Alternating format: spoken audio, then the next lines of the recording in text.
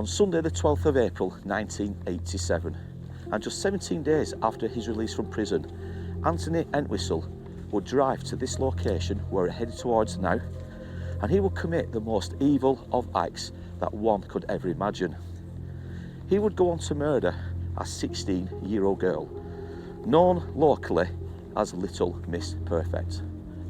Today, my friends, this is the sad and tragic tale of Michelle Calvy.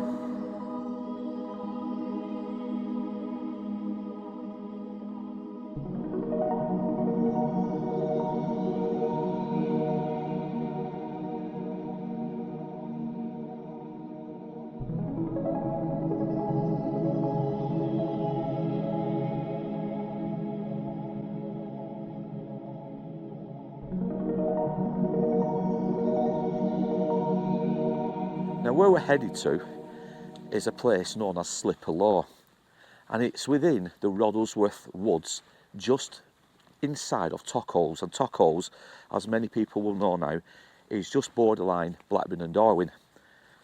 And it's at Slippy Law, or most commonly known as Lover's Lane, where Anthony Entwistle would drive young 16-year-old Michelle Calvy towards. Now, there's a lot of lies and untruths in the statement that Anthony Entwistle would give the police when indeed, or I should say after he had committed the acts in which he did upon Michelle. And we'll get into that shortly. But we are just going to make our way towards where the unfortunate body of Michelle would be discovered a day after she disappeared. So like I said, she disappeared on, I think it was Sunday the 12th of April 1987, and Michelle herself had spent the previous evening at her boyfriend's house further on inside of Blackburn. Now, on the day of her disappearance, she'd been upset. Her mother had called round at her boyfriend's flat where Michelle had stayed the night before, and Michelle only stayed there because she'd been out with her boyfriend and she'd had too much to drink, and her boyfriend had just decided it would be too dangerous for Michelle to walk home alone in such a condition. So he allowed her to stay at his flat, but either he slept on the settee or she did. But from all accounts, they never slept together. Now, obviously, Michelle's mother, she went round to the house and there was a bit of a bust up. And Michelle herself was quite upset over this, because from all accounts, she was a well-loved daughter. But you can understand Michelle's mother being a bit irate and a bit upset by not returning home on the Saturday evening. Now, from all accounts, it was a somewhat chilly April evening back in 1987, and it was just after 9 p.m, like we said, on Sunday the 12th of April, when Michelle Calvy, she bid a farewell to her aunt, Aunt Bevan. And Aunt Bevan, or I should say Aunt Bevan, she lived on Tenby Close, and I'll put maps over. But Michelle certainly left her aunt just after 9 p.m. Now, when she got to Moorgate Street, she then followed the paths up towards her home, which was, and looking at Google Maps, I think it was somewhat like a 5-minute or a 10-minute walk away. But for some reason, Michelle turned round, and it seems that she made her way back to Moorgate Street, where she then proceeded to leave the street and head under a canal bridge. And she sat under this bridge on the towpath, and from all accounts, she was in tears at this time. Now, on the evening of Michelle's disappearance, and after leaving Aunt Bevan's house, her aunt's house, and like I said, if we have to go off Anthony Entwistle's versions of events, he would find, or he said he would find, young Michelle crying under the canal bridge, and like I said, just on the towpath. Now, he said that he went to comfort her because he could see this young girl was in distress.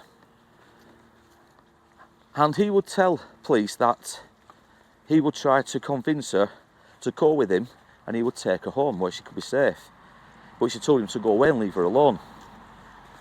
So Anthony, from all accounts, disappeared, got back to his car, but then returned on 2 more occasions, because each time he kept getting told to leave her alone. Eventually, he somehow enticed her into his car.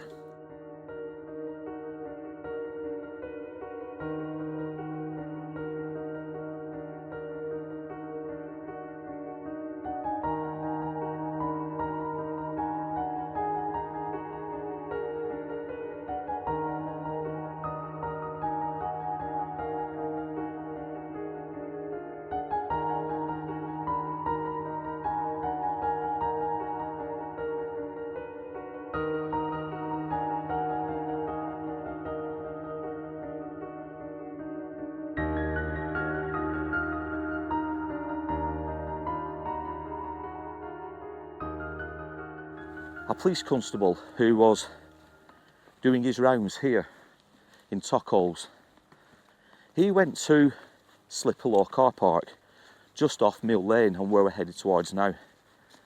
And it was there that he would find the naked body of young Michelle. It was the following day, Monday 13th of April, and Police Constable George Gill, now he was going out on his morning routines, and he had been sent over to this location to check in on a gypsy camp that had set up, or pitched up I should say, in an area in Tlakaelel known as Slippy Law. And the area where they'd set up camp was just off Mill Lane, also known as Lover's Lane. Now it was there, in some secluded woodland, where the body, or the lifeless body of young Michelle was found by Police Constable George Gill. Now obviously within hours of the discovery, the police were swarming over this area, and we do have photographs of the police searching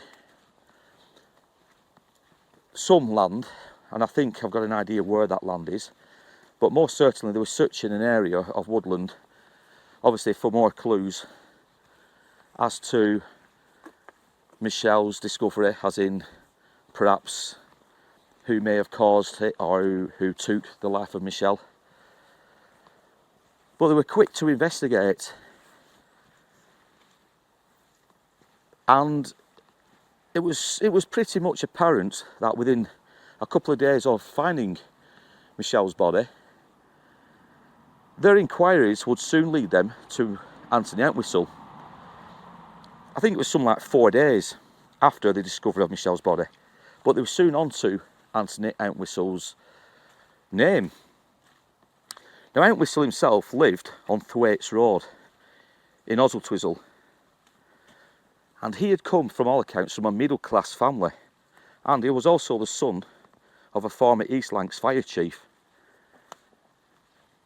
So he never came from one would think, he never came from a rough upbringing or a rough background. A middle class family with a father who had an extremely responsible job and duty of care to people. And yet the police would soon be alerted to Anthony Entwistle and his name, and what they would uncover and reveal about Anthony Entwistle, well, it's shocking to say the least.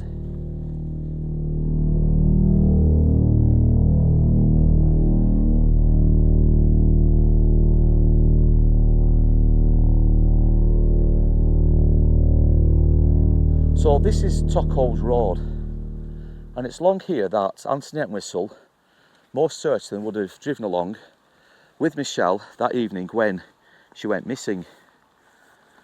But we're very close now to the Slippy Law Car Park, just off Mill Lane. And like I said, it's there where the lifeless body of young Michelle would be found by Police Constable Gill.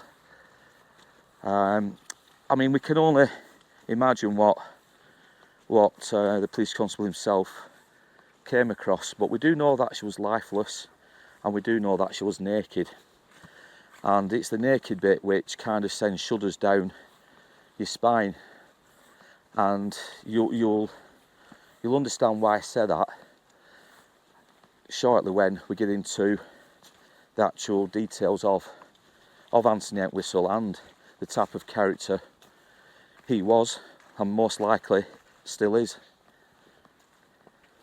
Now, you may have noticed, or you may recall at the start of the video, we said this is obviously the tragic story of Little Miss Perfect. Now, when I first read that term in all the newspapers when we researched this story, I kind of felt it was a little bit, I don't know, like having a little bit of a dig at Michelle's character. Because when people turn around and say Little Miss Perfect, you do it in a kind of sarcastic manner, don't you? Like, you know, she's a goody two-shoes, she's too perfect. But the more I read into the story of Michelle, she was far from that type of person. She was called lovingly, I should say, lovingly she was called Little Miss Perfect by her family, her friends, even the neighbours who lived next door to where she once lived. They all knew her as Little Miss Perfect because she'd do anything for her family, her friends, people around her. She was that type of character. So when I first read it, like I said, I was kind of taken aback by the headlines that screamed Little Miss Perfect, and I'll put some screenshots over this segment of the newspaper articles. But I don't want people to think, just because I said it at the start of the video, a Little Miss Perfect, she's a bit of a busybody. No, she's far from that. Complete opposite. Now, as for Anthony Entwistle and how the police managed to, well, how they would eventually bring him in for questioning, and this was just before, like I said, before he was arrested and charged with the murder of Michelle. But from all accounts, the police were staking out another house along Thwaites Road where Anthony Entwistle once lived. They were staking out this other house for a completely unrelated matter, nothing to do with the Michelle case. And somehow, some reason, Anthony's name was obviously put forward to the police. They obviously did their due diligence, they did their own work, and the details of Anthony's past obviously would alert them to the Michelle incident. So they brought him in for questioning. At the time, he denied any knowledge of knowing Michelle or being with Michelle or in fact killing Michelle. The police took, or had taken, samples from the body, swab samples from the body of young Michelle. More specifically, semen samples. They'd also taken samples of DNA, one would presume blood DNA, from Anthony Entwistle. The samples taken from Michelle's body and the actual blood samples taken from Anthony Entwistle would match perfectly, because Anthony Entwistle had a rare blood type, and that matched up with a DNA sample of the semen found on Michelle Calvy's body. The police effectively had their man. So we're just making our way out of this section of Roddlesworth Woods, and this is Slippy Law Car Park. I think this is the area where the gypsies would have been on the morning of Michelle's discovery, the discovery of the body, I should say. But this is Slippy Law Car Park, where PC George Gill made his way that morning. Now, the body of Michelle, I've got a feeling, and I'm not 100% certain, but I've got a feeling it's just across this wall here and in that field. Because remember when I said we do have a photograph of police searching a field for any clues? I think it's this bit of field here, because if you notice, there's a lot of low grass just in the distance there through the trees. And I think it's that field where that photograph was taken by the press at the time. So I can only imagine and think that that is where the body of Michelle was found. Now obviously this murder took place back in 1987, so a lot has changed in terms of the growth of these trees. And in the photograph you do see several officers all in a line combing, and I'm more than happy to say it's this area. This is where they were combing back in 1987 for clues. And there is a tree in that photograph which you'll see, and I am trying to work out which tree, but like I said, there's just so many now which have grown since. But it's like it kind of forks, but it could be any one of these. But this, I'm happy to safely say, is the area the police themselves came, like I said, to scour this bit of land looking for clues. But as Vicky was just saying, as we made our way into this field, that wall along Lovers Lane, or Mill Lane I should say, Anthony Entwistle, surely he must have, and I don't like using the word because it does seem a bit inconsiderate, but surely he must have dumped her body over the wall and hopscotched away back in his car and out of plain view of people. Because if the gypsies were somewhere here that evening on the Sunday, either in the car park or further down the lane, which I don't think they will be, because I don't think there's much room for them. That gate might not have been there then, so he might have actually gone further down here and dumped it over this wall. Probably just over here, down here. The gypsies wouldn't have really seen anyway. Possibly, like Vicky's just said, we're going back to 1987, so the gate that is just in front of us with the red bin bag, that may well have not been here then. So it conceivably, if the gypsies were in that car park, he may well and probably will have driven down slightly further and placed the body over the wall, because this is Lovers Lane, or Mill Lane, technical term. So he could well have parked further down out the way of the gypsies so he wouldn't be seen, placed the body over the wall and then gone back out this way. That's why we thought it was fine. Yeah. If anybody knows this case and perhaps themselves can pinpoint roughly where Michelle's body was found, can you just please contact us? Because when we do these stories, we do try to be as exact and as precise as we can be. We will make mistakes, we've always said that. And in this story, obviously, there's a lot to read into, there's a lot online about it, but obviously when it comes to the location itself of Michelle's body, there's nothing online about that. But we do know that her body was found just off Slippy Law Car Park, which is just there on Lovers Lane or Mill Lane. And this photograph that we keep going on about of the police searching this field, this is most certainly the field where the police that morning were looking for evidence.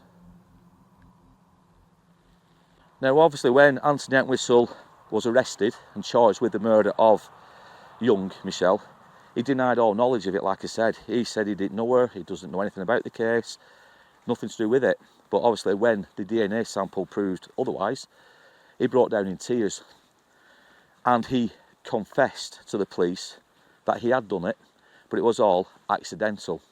Now the reason why I did the old quotations is because Anthony Entwistle basically is a pathological liar. And what I'm about to go into next, I can only tell you as how he explained it to the police.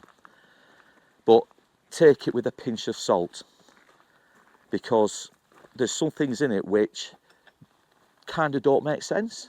And I think the police knew this, and I think the jury knew this towards the end of the trial.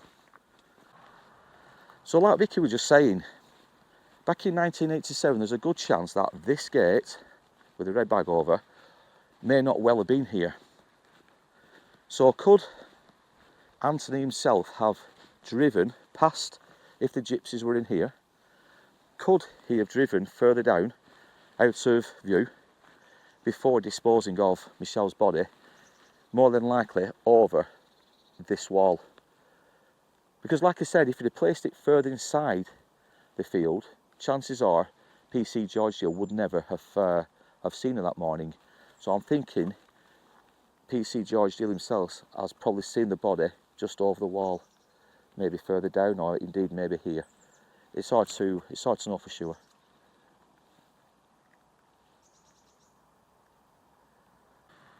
Now in or under interrogation I should say.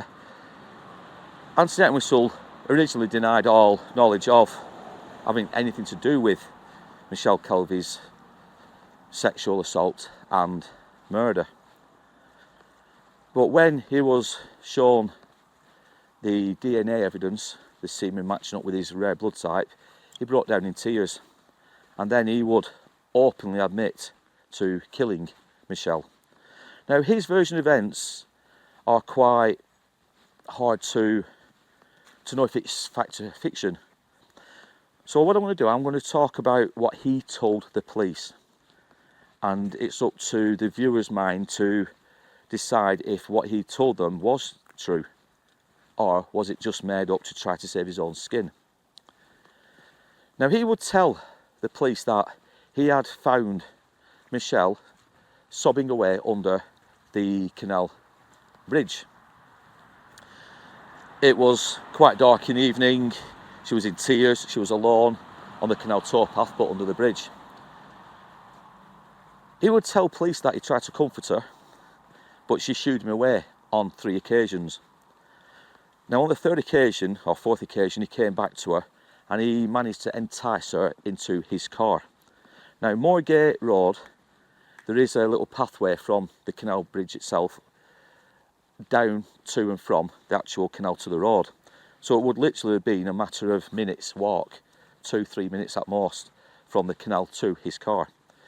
Now the first thing I've got to question is, did he follow Michelle back along Moorgate Road and towards the canal, where he then began to entice her? Or perhaps was that just fiction, and did he grab her from Moorgate Road itself, close to the canal, and then dragged her into his car? That is one question. I kind of think he perhaps did follow her along the road, but then she disappeared onto the canal, and that is then when he went to speak to her. Only because, and me and Vicky's been talking about this just 5 minutes ago, but Anthony Entwistle would tell the police that she was crying, she was upset over her mother and the row that they'd had the night before. So Michelle must have confided in Anthony Entwistle at some point during their, well, when they were together at some point I should say, either at the canal bridge or perhaps when she was in the car being driven to this location here in Tlakaelel. So there's some form of truth in what he was saying in respects to Michelle being upset, we know that. The next part of the story, he would tell police that Michelle had asked him to drive somewhere quiet and out the way. So they went over to Rivington. Now in Rivington, apparently from all accounts, there's a ruin, or the ruin of a castle. They parked the car up, and in the distance they saw a load of teenagers having some kind of a party, doing what teenagers do, and it was quite noisy. So they stayed in the car. Now, he would tell police that Michelle and himself had sex, but it was consensual. There was no sexual harassment, he didn't enforce himself on her. You know which word I'm trying to avoid saying, guys, just because of YouTube's, obviously, the way they do the algorithms and things. So I'm trying not to use the R word. But from all accounts, he said it was consensual. There was no sexual misconduct formed. Now the next path or road in lies that Anthony Entwistle would tell the police was that after the struggle with Michelle in the car and after they had consensual sex, he said he'd take her home back to her parents where she would be safe. But Michelle began to scream. Now panicking, he would tell police that he lifted her t-shirt above her head and it must have been tight around her neck because she passed out. But it must have been that tight, she suffocated. Now in his panic, he told police that he drove around before arriving here at Tlakaelel and Slippy Law, where he would dump the lifeless body of Michelle over the wall. Now this is the part which I struggle with, because George Gill, Police Constable George Gill, found the lifeless body of Michelle completely naked from all accounts. But yet Anthony told police that he placed the t-shirt over her head. So what did he do? Did he undress her fully before leaving her body here? I personally think it was just all lies. Whether or not they went to Rivington, again, I'm not entirely sure. Did Anthony follow Michelle down the canal towpath on Moorgate Road, where he then abducted her after a short talk with her?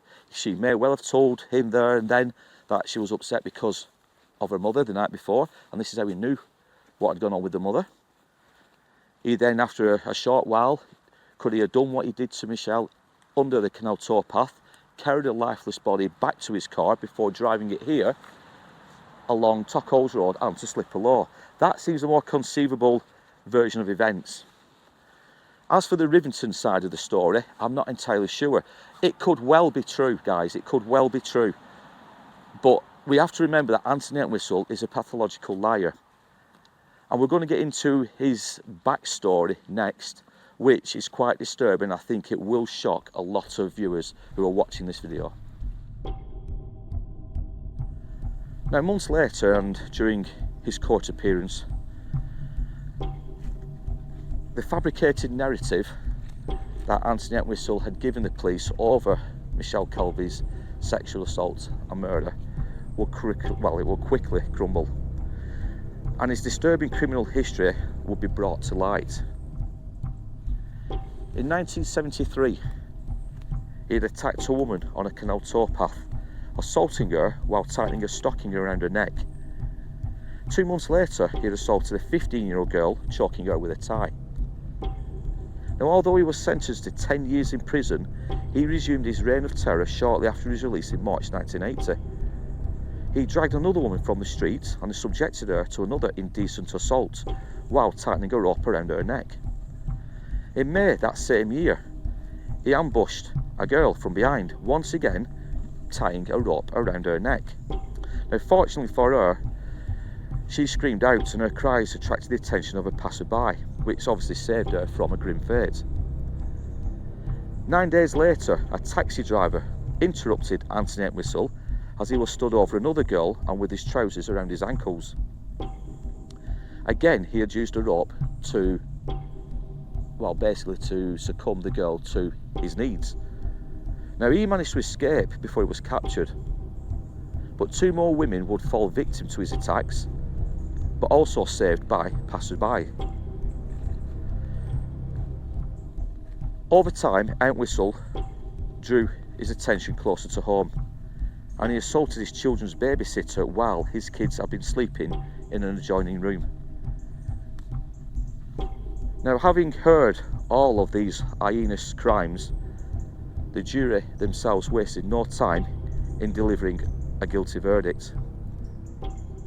Now, being found guilty of the sexual assault and murder of Michelle Calvy, Judge Justice Rose would sentence Anthony Entwistle to 25 years imprisonment.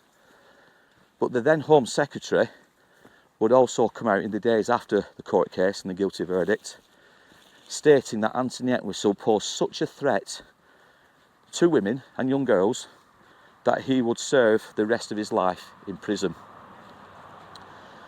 Now, as the years went by, or have gone by, Anthony Entwistle himself has gone before the parole board, trying to explain why he should be released back into the public. Each and every time, the parole board have found nothing to suggest he was a reformed character.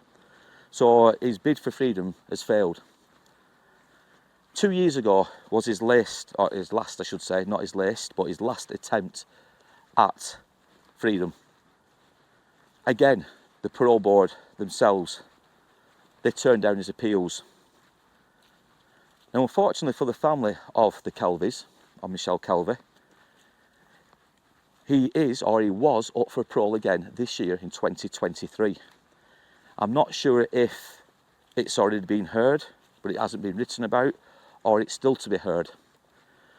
But for certain and for sure, this sick individual cannot be released into the public. And I urge everybody who's watching this video to comment down below.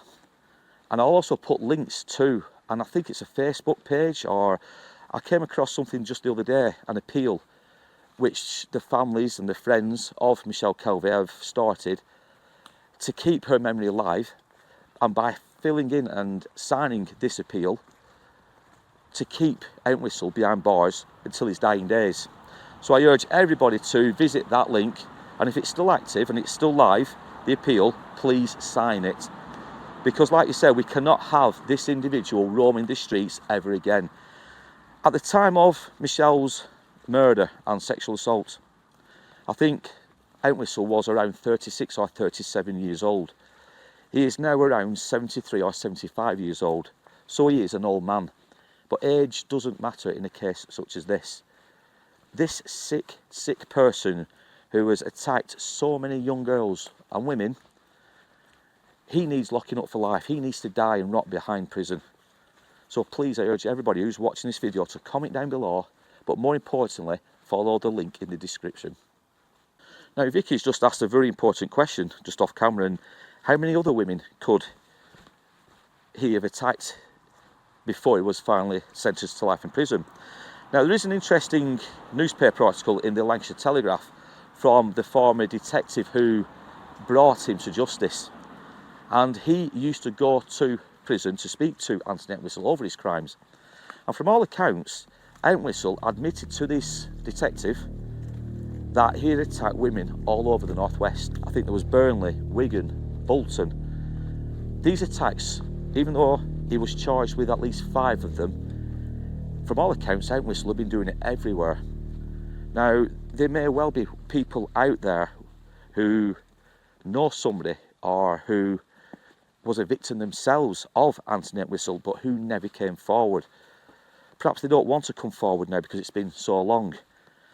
But for sure, Anthony Entwistle himself would admit to this detective, whilst in prison serving life, that he had attacked more than those that he was charged for in the past. And it's quite frightening, really, that this predator was walking around the streets for so long, getting away with what he was doing. But what is more disturbing, which I've not actually mentioned just yet, is the fact that he had already served time in prison for 2 attacks, got sentenced to 10 years, but was released after around about 6 or 8 years. Then he committed another attack, sentenced, released. This guy was sentenced and did time in prison for 2 sexual attacks on women, but yet allowed to walk the streets again. And his ultimate crime was that of Michelle Calvy, one would argue. Not only did he sexually assault her, but he also murdered her and then dumped her lifeless body here in Tlakaelel Woods, or Roddlesworth Woods. And it really is a sick individual who cannot be released to the public. On December the 2nd, 1990, the Sunday Mirror ran an article, and it was titled, "Roll Up for the Pervert's Panto," and I'll put a screenshot over. Now, 3 of Britain's most notorious killers, along with other sex attackers and long-term criminals, they were not only cast as members of this play, this panto, but they were also the team behind a Christmas special called Not the Greatest Show on Earth. Dennis Nielsen, George Stevenson and Anthony Entwistle were to star in a play that was staged behind the bars of Full Sutton Prison in New York on December the 27th. And the script itself contained perverse jokes about crime, gay sex and assaults on children. But it also poked fun at the Queen as well as Margaret Thatcher's husband Dennis. Now, jail officials gave the go-ahead as part of a controversial prisoner reform programme. Now, this obviously would attract heartache and media attention from the families and everybody else concerned with the victims. But yet the Home Office simply sidestepped people's concerns, saying that the pantomime is nothing out of the ordinary. Every Christmas there are events at most prisons throughout the country, and we have not heard of any problems connected with Rule 43, prisoners or staff of Full Sutton, nor of the content of the programme. Now, Rule 43 was a rule which segregated men for their own protection. But you can see just from this play that the likes of Entwistle had no remorse for his crimes, no empathy for the victims, and he was willing to make jokes about gay people, young children, people who were victims of sexual assault and other similar crimes. So you can understand why the parole board themselves were extremely reluctant to even listen to his reasoning as to why he should be freed during the parole board meetings. Now, we have tried to find the final resting place of Michelle Calvy to pay our final respects to her, but we believe she was cremated at the back end of April 1987, and we do have a cremation record. I think there is a headstone somewhere locally, because in one article, one of her brothers has said they visit her grave every year to obviously welcome her birthday and things like that, and Christmas. But we can't find where that is. So, yeah, unfortunately, we can't go and pay our respects to poor Michelle in this video. But we do know, like I say, she was cremated back end of April 1987. Now, during the video, I've just realised I may have called it Moorgate Road. It was actually Moorgate Street, where I think Michelle was last seen by a couple more witnesses. She had been seen apparently making her way back to her house before turning around and making her way back down to Moorgate Street. And it's Moorgate Street where Anthony Entwistle said he had come across Michelle sat under the on the towpath under the bridge. So if I have said Moorgate Road during this video, it is Moorgate Street, but we will have put maps over anyway, so you guys know exactly where that event took place. Now, that is all from here in Tlakaelel and the location of where Michelle Calvy's body was found back in 1987. Like I said, make up your own mind about Anthony Entwistle and his explanation as to what happened on that terrible, terrible evening back on Sunday the 12th of April. Tell us your thoughts. Have you heard of this tale and this case? If so, comment down below. Please visit the link I've spoke about when it comes to keeping this sick individual in prison, because the family, they will appreciate all the support, I would imagine, in keeping this person behind bars. So please click that link, and if it's still active, sign that petition. But in the meantime, we're going to leave you guys here in Roddlesworth Woods. We're going to make our way to another location for another story. And in the meantime, as I always say, I want to take care, look after yourselves, and we will be back soon with another tale from my dark but at times glorious past. Take care, everybody.